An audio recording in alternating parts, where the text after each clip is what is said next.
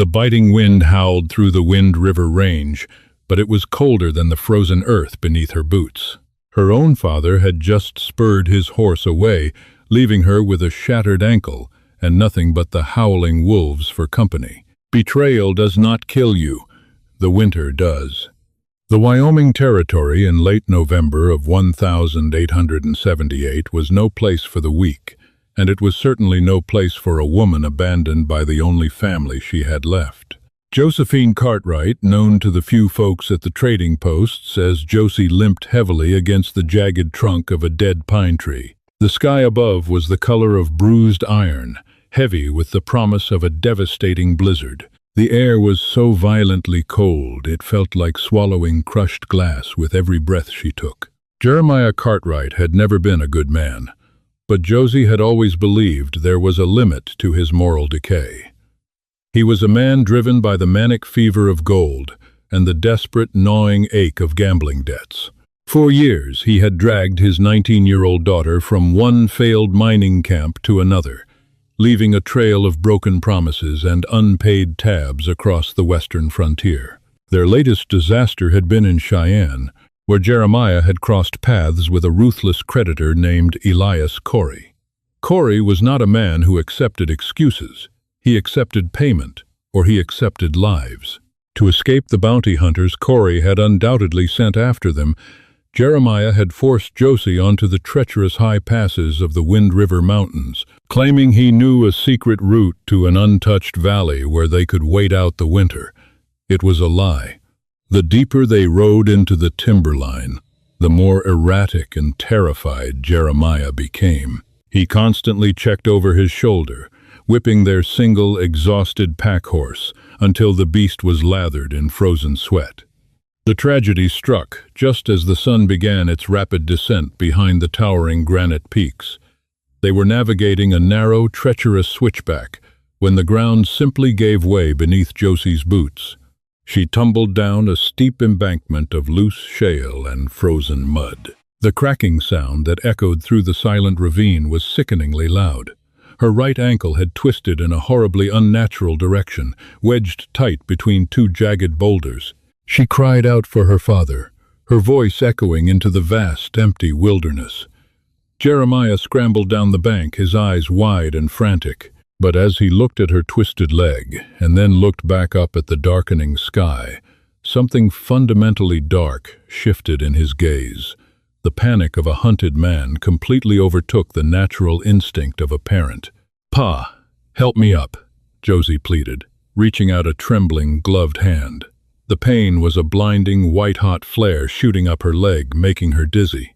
"I cannot put any weight on it. It is broken." Jeremiah did not reach for her hand. Instead, he took a step back, his breath plumed in the freezing air, his face pale beneath the grime and wild, unkempt beard. He looked at the heavy saddlebags on their horse, then down at his crippled daughter. She was no longer his child. She was an anchor. A heavy, broken anchor that would ensure Elias Corey's men caught him before he ever reached the safety of the Idaho border. "I cannot carry you, Josie," Jeremiah said, his voice terrifyingly flat, devoid of any warmth or regret. "The horse is already carrying too much weight. We will both freeze out here if we move too slow." Josie's heart hammered furiously against her ribs. The physical agony in her leg was suddenly eclipsed by a deep, terrifying dread. "What are you saying? Pa, you just need to help me onto the horse. We can throw out the mining gear. Please, the gear is my future," he snapped, his tone turning vicious. He turned away from her, scrambling back up the loose shale to where the horse stood shivering. He untied a single, half-empty tin canteen and tossed it down the embankment. It clattered against the rocks and rolled to a stop near her boots. "I will ride ahead. I will find a trapping station, send someone back for you." It was the most transparent, cowardly lie she had ever heard. The nearest outpost was 60 miles away through uncharted wilderness. A winter storm was hours from breaking. She knew it, and he knew it. "You are leaving me to die," Josie screamed, her voice cracking with terror and disbelief. Tears spilled over her freezing cheeks, immediately turning to ice against her skin. "Jeremiah, you cannot do this. I am your daughter." He did not look back. He swung himself into the saddle, digging his spurs mercilessly into the horse's flanks. The animal let out a distressed whinny and surged forward. The rhythmic crunch of hooves on frozen snow grew fainter and fainter until it was entirely swallowed by the whistling wind. Josie sat alone at the bottom of the ravine. The reality of her situation was a suffocating weight. She had no food, no heavy furs, no rifle to defend herself against the predators that stalked the high timber, and no fire. The ambient temperature was plummeting rapidly as the last light of day vanished, leaving the forest plunged into a deep, oppressive indigo. She tried to pull her leg free from the boulders, biting down on her leather glove to muffle her screams of agony. Every movement sent a fresh wave of nausea washing over her. When she finally managed to dislodge her foot, the swelling was already stretching the stiff leather of her boot to its breaking point. Dragging herself to the sparse shelter of a fallen pine, she huddled into the smallest ball possible, pulling her thin wool coat tightly around her trembling frame. The first flakes of snow began to fall small, hard, and driven by a wind that cut straight through to the bone. The absolute silence of the wilderness was broken only by the distant, mournful howl of a timber wolf. Josie closed her eyes, the bitter cold slowly numbing the pain in her ankle. The numbness was a mercy, but she knew it was also the first stage of freezing to death. As the darkness claimed her surroundings, Josie Cartwright prepared to die, abandoned by the man who was supposed to protect her. Morning broke, not with warmth, but with a blinding, harsh, white glare. The blizzard had dumped over a foot of fresh powder overnight, turning the unforgiving landscape into a pristine, deceptive graveyard. Josie was barely clinging to the edges of consciousness. Her lips were cracked and tinged with a terrifying shade of blue. Her eyelashes were frozen together, and the severe shivering that had racked her body throughout the darkest hours of the night had completely ceased, a grim medical indicator that her core temperature was fatally low. She drifted in and out of fevered dreams, hallucinating the warm hearth of a bustling Cheyenne saloon, only to snap awake to the brutal reality of the frostbite biting into her fingers and toes. Miles away, moving silently through the deep snowdrifts, was a man who belonged to the mountains as much as the pines and the predatory cats. Caleb Wyatt was not a man who sought company. He had spent the last 8 years living in self-imposed exile, driven deep into the remote Wyoming wilderness by the haunting memories of a brutal war that had torn the nation apart. Caleb had seen enough cruelty, enough death, and enough of the dark side of humanity to know he wanted no part of civilization. He traded pelts twice a year at a nameless outpost and spent the rest of his days relying only on his Winchester rifle, his traps, and his absolute mastery of the wild. Standing at over 6 feet tall, draped in heavy elk-hide coats and thick furs, Caleb looked more like a force of nature than a mortal man. His face was weathered by the elements, framed by a thick, dark beard and shadowed by a wide-brimmed hat. His eyes, however, were a startling, sharp gray, constantly scanning, constantly calculating. He was tracking a wounded buck, moving with a predatory grace that defied his massive size. The trail was difficult, nearly erased by the overnight snowfall, but Caleb's eyes caught something unnatural near the edge of a steep ravine. It was not the track of a deer. It was a disturbance in the snow, a slide of loose rock that had not been entirely covered. Caleb approached the lip of the embankment with caution, his rifle resting comfortably in his grip. He looked down into the shadows of the ravine and froze. There, half buried under a drift of snow beside a fallen log, was a small, unmoving form. His first instinct was to walk away. The mountain code was simple: survival of the fittest. Interfering with the fate of others often brought trouble, and Caleb had come to the Wind Rivers specifically to avoid trouble. But as he stood there, the wind shifted, and a faint, almost imperceptible whimper drifted up from the stillness below. It was a weak, pathetic sound, the sound of a life refusing to extinguish. Caleb cursed under his breath, a low, gruff sound that vanished into the cold air. Slinging his rifle securely over his broad back, he began the steep descent down the icy shale. When he reached the bottom, he brushed the snow away from the figure. It was a woman. Her face was terrifyingly pale, and her breathing was so shallow it barely moved her thin wool coat. Caleb pulled his thick leather glove off and pressed 2 fingers against the side of her neck. Her skin was like ice, but a faint, sluggish pulse fluttered beneath his fingertips. He noticed the twisted, swollen angle of her right boot and the half-empty canteen lying nearby. Looking up at the tracks near the rim of the ravine, he read the story the snow was trying to hide. 2 sets of tracks leading up.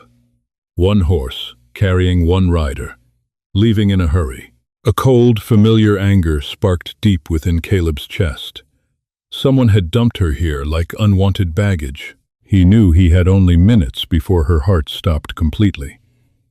Wasting no time, Caleb shrugged off his heavy outer layer of fur and wrapped it securely around Josie's fragile frame. He then carefully slid his arms under her back and beneath her knees.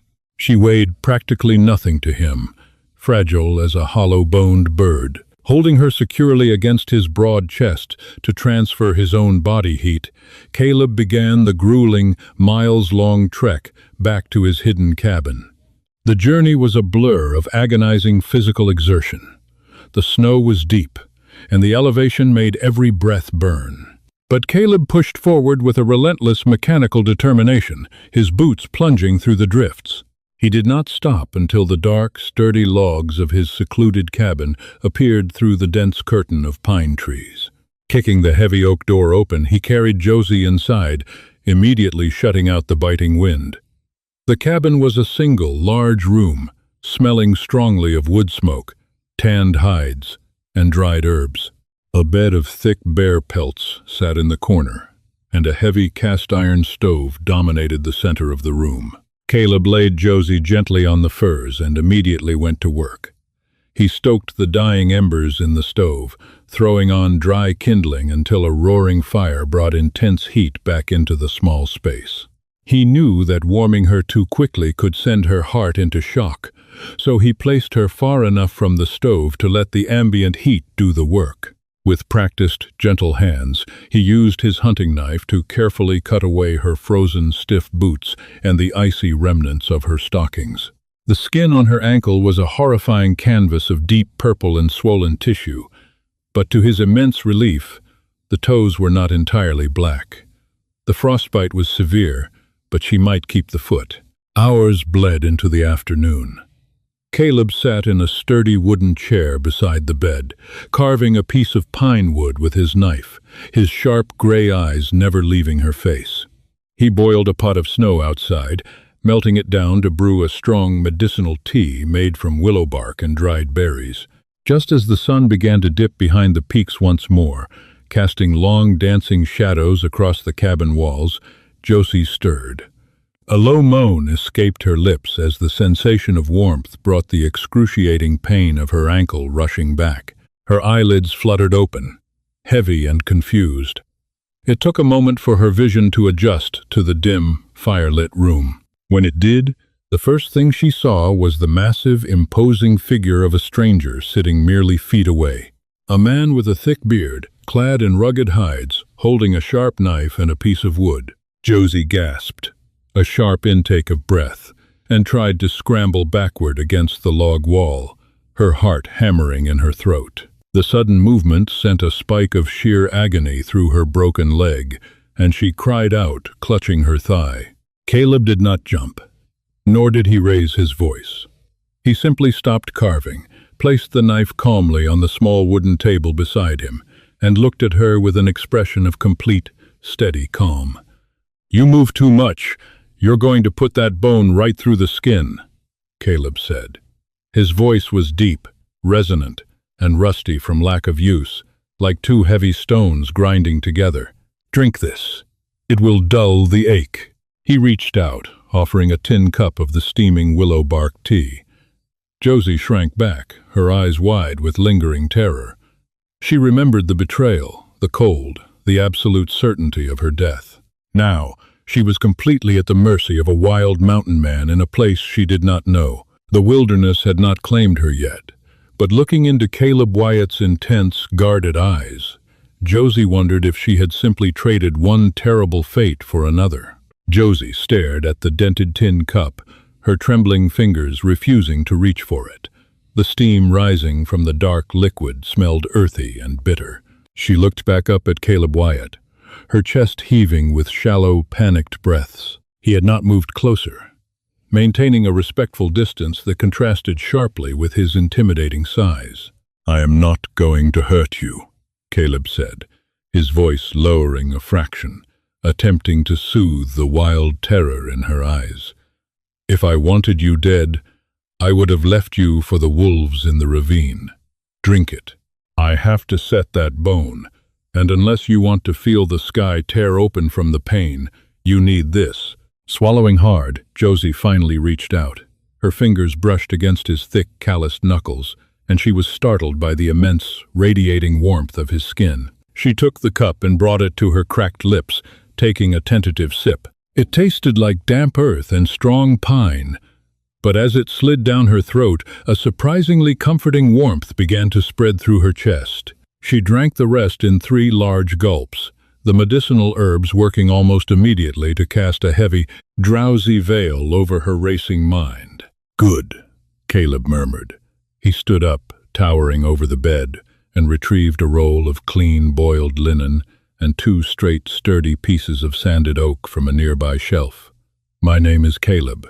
You are safe here, but I need you to bite down on this." He handed her a thick strip of cured leather. Josie placed the leather between her teeth, tears already pooling in the corners of her eyes. Caleb knelt beside the bed, his massive hands gently gripping her swollen calf and heel. "I learned this serving with the Army of the Potomac, near a field hospital at Spotsylvania," Caleb said quietly, his eyes focused on the unnatural angle of her limb. "It is going to be terrible for about 3 seconds. Then, it will be over. Take a deep breath." She inhaled deeply, the scent of wood smoke filling her lungs. Before she could exhale, Caleb moved with shocking speed and precision. He pulled and twisted. A horrific popping sound echoed through the small cabin. A muffled, agonizing scream tore from Josie's throat, muffled only by the leather strap. Her vision flashed blindingly white, and the edges of the room rapidly darkened. The sheer force of the pain pulled her straight down into a merciful, pitch-black unconsciousness. When she woke again, the pain had subsided into a dull, throbbing ache. Her ankle was tightly bound between the oak splints, wrapped in layers of clean linen. The cabin was quiet, save for the crackle of the wood stove. Outside the thick, frosted window panes, the blizzard raged with terrifying ferocity, the wind shrieking like a chorus of ghosts. Over the next 5 days, the severe Wyoming winter kept them completely isolated. The fever born from the frostbite set in, and Josie spent hours shivering violently beneath the heavy bear pelts. Through the haze of her delirium, Caleb was a constant, steadfast presence. He bathed her forehead with cool water, fed her spoonfuls of rich venison broth, and kept the fire burning day and night. He was a man of very few words, but his actions spoke of a deep, inherent decency that Josie had never encountered in her chaotic life. By the 6th morning, the fever finally broke. Josie woke up clear-headed, the suffocating weight in her chest lifted. Caleb was sitting at the wooden table, meticulously cleaning the mechanisms of a heavy Winchester Model 1873 rifle. "You are looking at me like you finally know what year it is," Caleb remarked, without looking up from his weapon. "I feel like I have been trampled by a stampede," Josie whispered, her voice raspy. She pushed herself up against the log wall, pulling the furs tightly around her shoulders. You saved my life, mister. Caleb, I do not know how to repay you. Caleb is fine, and you don't owe me anything. He snapped the lever of the rifle shut with a metallic clack. What is your name, girl? And what in God's name were you doing up on the high ridge in a November storm? Josephine Cartwright. Everyone calls me Josie. She looked down at her lap, a bitter wave of sorrow washing over her as the memory of the ravine returned. My father and I were running. He owes a great deal of money to a man in Cheyenne, Elias Corey. Caleb stopped wiping the rifle barrel. The rag in his hand went perfectly still, his sharp gray eyes locked onto hers, suddenly filled with a dark, dangerous recognition. Elias Corey is not a man you simply owe money to, Josie. He runs the syndicate. Half the corrupt marshals and Union Pacific politicians from here to Denver are in his pocket. My father thought we could hide in the mountains, she continued, her voice breaking. But when my horse slipped, and I broke my leg, he said I was too much weight. He took our supplies and rode away. He left me. A heavy silence descended upon the cabin. Caleb stared at her, an unspoken understanding passing between them. He knew the cruelty of the world perfectly well. It was the reason he had abandoned society. But the idea of a father abandoning his own daughter to the winter predators stirred a violent, protective anger deep in his chest. He is a coward, Caleb finally said, his voice a low, terrifying rumble. And cowards rarely make it out of the Wind Rivers alive. Later that afternoon, the snowfall finally stopped, leaving behind a blinding, frozen world. Caleb strapped on a pair of handmade snowshoes to check his perimeter traps, telling Josie to keep the stove hot. When he returned an hour later, he did not carry any caught game. His face was a mask of cold stone, his jaw clenched tight. He walked over to the heavy oak door and dropped a thick iron crossbar into place, sealing them inside. "What is wrong?" Josie asked, her heart skipping a beat. Caleb walked to the window, pulling the heavy canvas curtain shut. "When the snow stopped, I went down to the southern ridge. I found tracks, Josie, fresh ones, horses moving in a line. We are not alone on this mountain anymore." The atmosphere inside the cabin shifted instantly from a sanctuary to a fortress. Caleb moved with a terrifying, calculated efficiency. He pulled a heavy wooden chest from beneath the bed, throwing open the lid to reveal boxes of brass ammunition. The harsh reality of the frontier was violently intruding upon the small pocket of peace they had forged over the past week. "Who is it?" Josie asked, her voice trembling as she watched him load the Winchester. "Could it be a trapping party?" "Trappers don't ride 5 abreast in a fresh snowpack," Caleb replied grimly.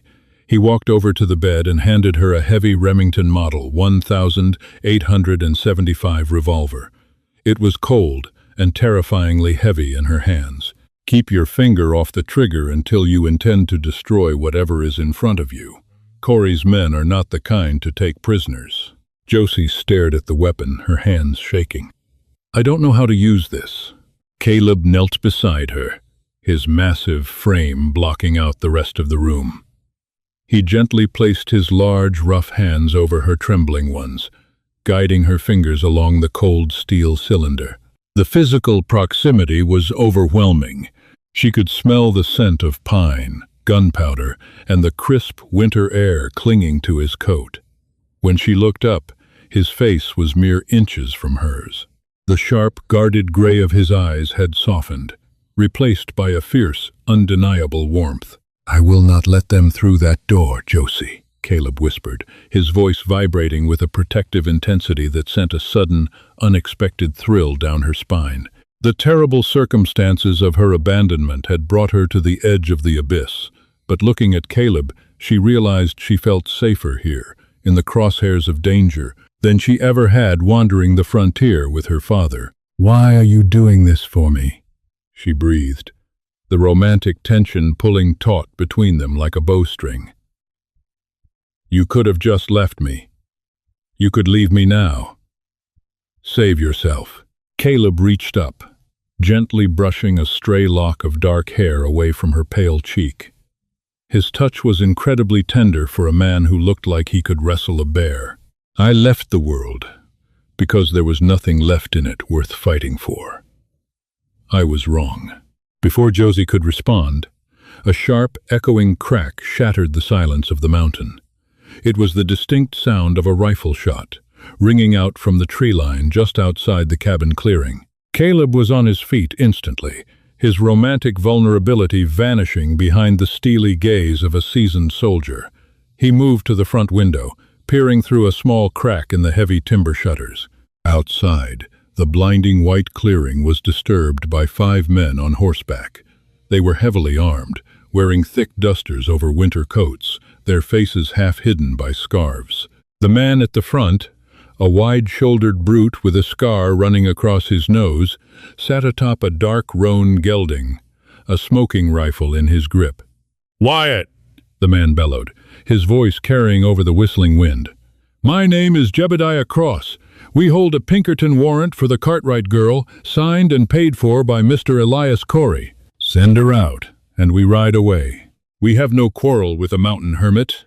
Caleb pushed the barrel of his Winchester through the gun port in the shutter. "There is nobody here but me, Cross. Turn your horses around before you freeze to death." Cross let out a harsh, cruel laugh that echoed off the granite peaks. "Don't play games, Wyatt. We know exactly where she is." Josie's breath hitched in her throat. How could they possibly know? The only person who knew where she had fallen was her old man. Jeremiah pointed us right up this ridge, Cross yelled, delivering the devastating twist with gleeful malice. "We caught him trying to cross the Snake River. He traded his daughter's location for a clean slate on his debts. Sold her out for his own miserable hide. Now bring her out." Josie felt the air rush out of her lungs, as if she had been punched in the stomach. The gun in her lap suddenly felt 100 times heavier. Her father hadn't just abandoned her. He had actively sold her to the slaughter. A ragged, heartbroken sob tore from her throat, and she buried her face in her hands. The ultimate betrayal was complete. Caleb looked back at her, his eyes blazing with a dangerous, white-hot fury. He turned back to the window, racking the lever of his rifle. "I'm giving you 3 seconds to ride off my land," Caleb roared. "Fire the cabin," Cross ordered his men. The standoff exploded into chaos. The heavy thud of lead slugs began to tear into the thick oak door and shatter the window panes. Caleb did not flinch. He aimed with the cold precision of a veteran who had survived the worst battles of the Republic. His Winchester barked once, twice. Through the smoke and the flying splinters of wood, Josie saw one of the riders get thrown violently from his saddle, crashing heavily into the deep snow. A second man's horse reared back, screaming in panic as Caleb's bullet grazed its flank, sending the rider tumbling. "Take cover in the trees," Cross bellowed, spurring his horse toward the thick tree line. The remaining bounty hunters scrambled off their mounts, diving into the deep drifts for cover. The cabin was plunged into a tense, terrifying silence, broken only by the sound of Caleb reloading his rifle, brass casings clinking against the wooden floorboards. The siege had begun. They were trapped in the freezing Wyoming wilderness, surrounded by ruthless killers, and Josie's only defense was a mountain man who had just declared war against a powerful syndicate to keep her alive. Caleb crouched down, moving back to her side. He checked her bandages, his jaw set like stone. "They won't rush us in the open snow. They will wait for nightfall. Let them freeze out there." He looked deeply into her tear-streaked eyes, his thumb gently wiping away her tears. "He is no longer your father, Josie, and you are no longer alone. We are going to survive this." The sun finally surrendered to the jagged peaks of the Absaroka Range, plunging the mountain into an abyss of freezing shadows. The temperature plummeted relentlessly, dropping well below zero. The wind howled with renewed fury, a shrieking gale that battered the sturdy log walls of the cabin and whipped the snow into blinding horizontal sheets. Inside, Caleb extinguished the lanterns and threw snow onto the stove's roaring fire, reducing it to a dull, smoky glow. He knew that any light spilling through the bullet holes would cast their silhouettes, giving Jebediah Cross and his remaining men an easy target. "They are freezing out there," Caleb whispered, his voice a low rumble in the darkness.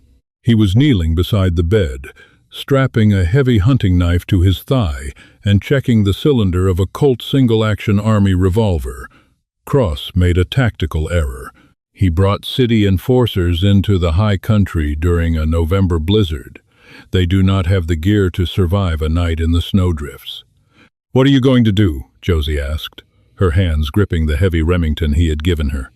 Her knuckles were white, her heart hammering against her ribs like a trapped bird.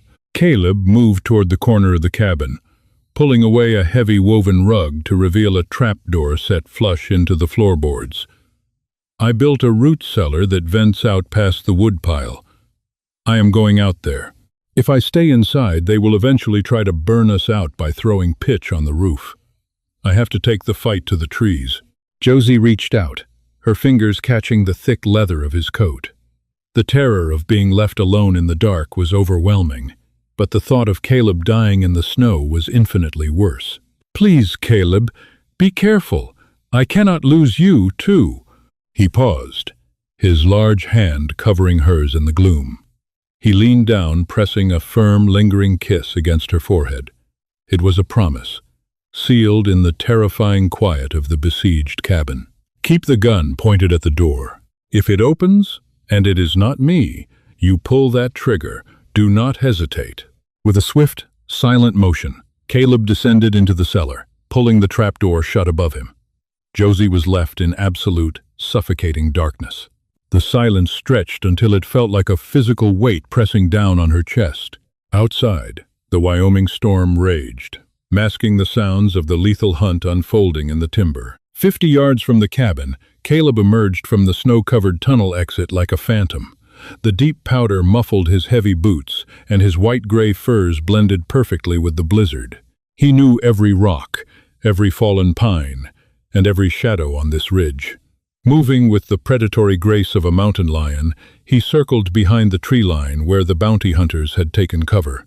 The city men were huddled together in a shallow depression, their teeth chattering violently as they tried to light a match with frozen, trembling fingers. Caleb did not waste a bullet. He stepped out from behind a massive spruce, his heavy Winchester swinging like a club. The heavy wooden stock connected with the nearest man's jaw with a sickening crunch, dropping him instantly into the snow. Before the others could raise their rifles, Caleb drew his Colt and fired twice. The deafening cracks rolled over the ridge, and 2 more men fell heavily against the frozen earth. But Jebediah Cross was not among them. Back inside the cabin, Josie jolted at the sound of the gunfire. She raised the heavy Remington, aiming it unsteadily at the barricaded door. Suddenly, a heavy thud echoed from the roof, followed by the terrifying sound of boots scrambling over the shingles. Cross had not stayed in the trees. He had circled around and climbed the woodpile to the low-hanging eaves of the roof. A moment later, the heavy stone chimney rattled. A thick cloud of choking black smoke suddenly billowed out of the stove and into the room. Cross had blocked the flue with a heavy wool blanket. Josie coughed violently, her eyes watering as the cabin rapidly filled with suffocating smoke. She tried to drag herself off the bed, her broken ankle screaming in agony, but the lack of oxygen was making her dizzy. Suddenly, the front window shutters were violently kicked in. The freezing wind rushed into the smoke-filled room, fueling the dying embers in the stove into a sudden bright flare. Jebediah Cross climbed through the shattered window, a cruel, triumphant grin plastered across his scarred face. He held a drawn revolver, his eyes scanning the smoke until they locked onto Josie, who was backed against the log wall, gasping for air. "Your old man said you were pretty, but he did not say you were tough," Cross sneered, raising his weapon. "Corey wants proof you are dead. A piece of your hair will do just fine." Josie looked at the man who had been sent to execute her. She thought of her father, cowardly riding away. She thought of the cold ravine. And then, she thought of Caleb, the man who had risked everything to pull her back from the edge of death. She was no longer a victim. "Go to hell," Josie rasped. She squeezed the trigger of the heavy Remington. The gun kicked back with tremendous force, nearly flying out of her hands. The bullet caught Jebediah Cross squarely in the chest. His eyes widened in absolute shock, his own gun slipping from his fingers before he collapsed backward into the snow beneath the window. Seconds later, the front door was kicked open. Caleb burst into the room, his eyes wild with panic until he saw Josie sitting on the bed, the smoking revolver still in her trembling hands. The chimney blockage was cleared by the raging wind, and the smoke began to dissipate. Caleb crossed the room in 2 massive strides, pulling her into a fierce, desperate embrace. He buried his face in her hair, his massive chest heaving. "I have got you," he whispered fiercely. "It is over. They are gone." Josie wrapped her arms around his neck, burying her face against his shoulder. The tears that finally fell were not of sorrow, but of sheer relief. She had survived the winter, she had survived her father's betrayal, and she had survived the syndicate. Months later, the brutal Wyoming winter finally broke, giving way to the brilliant, blossoming spring of the Wind River Range. The deep snow melted into rushing, crystalline creeks. Josie's ankle had healed, leaving her with a slight limp that she wore like a badge of honor. They packed a single wagon and rode down the mountain toward the bustling settlement of Lander Valley. They were not hiding anymore. Caleb had traded his isolation for a future, and Josie had traded her chaotic past for a man who would stand against an army for her. As the warm spring sun beat down on their shoulders, Caleb reached out, taking her hand in his. The frontier was wild and unforgiving, but they had conquered it together. The brutal Wyoming winter brought Josie the ultimate betrayal, but it also gave her the greatest gift, true love and unyielding strength. From a broken girl left to the wolves to a fierce frontier woman standing beside her mountain man, her story proves that survival is just the beginning. Did you love this thrilling Western romance? Make sure to like this video, share it with your fellow history buffs, and subscribe to our channel for more epic wilderness tales.